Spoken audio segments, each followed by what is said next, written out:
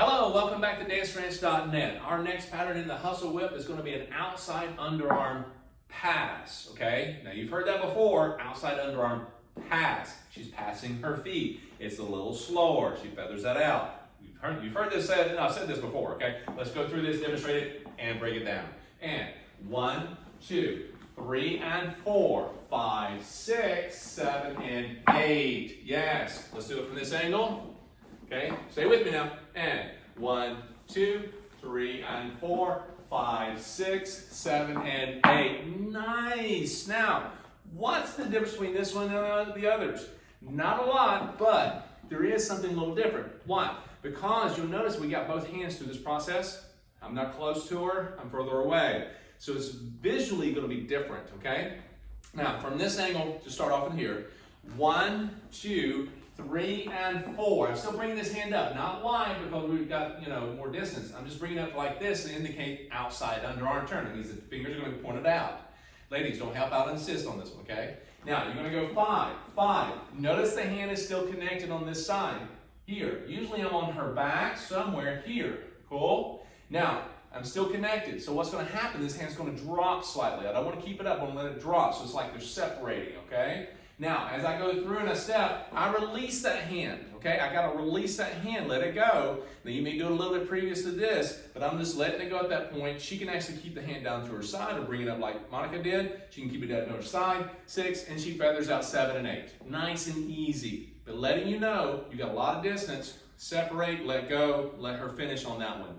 And so that's a good point to have. And I just wanted to add for us, the followers, just the very nature of this type of whip, when we're coming through, there's a little more whee! Yes, a little more exactly. momentum, and then you're going straight into something that's kind of slow and feathering out. Yes. So you have to be paying attention to that, because it would be very easy to kind of hijack that and just start, I don't know what you do, but just to go too fast in it. Yes, you got to find that this particular outside pass is basically asking you to slow things down and flow. And again, you're going to figure that out by the time you actually start dancing. You get out there with a fast piece of music and you're like, oh, okay, that was a little too fast. Take your time through it. The other thing is this, gentlemen, if you hang on to this hand for any reason when she's doing the outside underturn, you're going to go into this little piece here called a half Nelson, okay? This is where the elbow bends, and sometimes ladies will not bend their elbow. They'll keep it straight, and now you got it way over here, and it feels kind of awkward. You don't want to hang on to that hand at this point. You want to let go of that, okay? Let go of it. So don't try to hang on to that hand. So one more time, let's take it from this angle.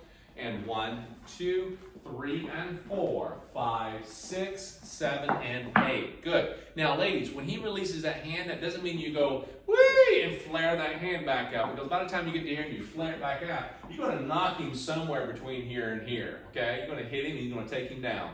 And so make sure you keep that hand. As he drops it, bring it down to your left side a little bit, or bringing it slightly up into your rib cage of your own, like Monica did. So that way it gives you a little bit of, okay, I'm sure it's close. I know it's out of the way. It's with me. Yeah? Just keeping that frame together. Exactly. So again, this is a hustle whip with an outside underarm pass. Take your time. Like previous videos, when she steps out for this, ladies, it's just passing your feet, taking a nice circle. And gentlemen, if she travels a little bit by any means, making a big circle and comes back in, then you need to travel with her. So when she steps 6 and she starts to really go outside, 6, you may have to go 7 and 8 with her, keep that hip open to move across, okay? We talked about this in previous videos, but just know, you see how it comes into play with this particular whip, okay? Come on back to the next pattern, but rewind this one before you go to the next one, okay? Make sure you got it down. See you in a moment.